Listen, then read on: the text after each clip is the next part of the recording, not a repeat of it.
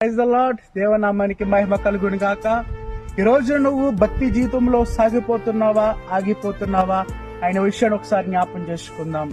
ఈ రోజున చాలా మంది కూడా ఆత్మీయ జీవితంలో, భక్తి జీవితంలో ఆగిపోతున్నారు, పాప జీవితంలో సాగిపోతున్నారు. బైబిల్ గ్రంథంలో ఒకసారి జ్ఞాపం చేసుకున్నట్లయితే అబ్రహాం గారు విశ్వాసంలో సాగిపోయారు, దానియేలు గారు ప్రార్థన జీవితంలో సాగిపోయారు. ఎవరైతే ఆగిపోయారంటే ఒకసారి జ్ఞాపం చేసుకున్నట్లయితే లోతు యొక్క భార్య భక్తి జీవితంలో ఆగిపోయినది. వెనక తిరిగి తన పాప స్థితిని ఒకసారి మరి జ్ఞాపం చేసుకుంది, ఉప్పు స్తంభం అయిపోయింది.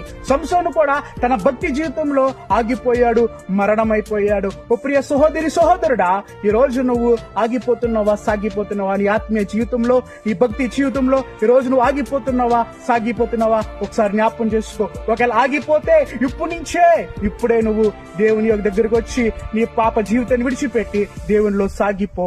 దేవుడు నిన్ను ఆశీర్వదిస్తాడు.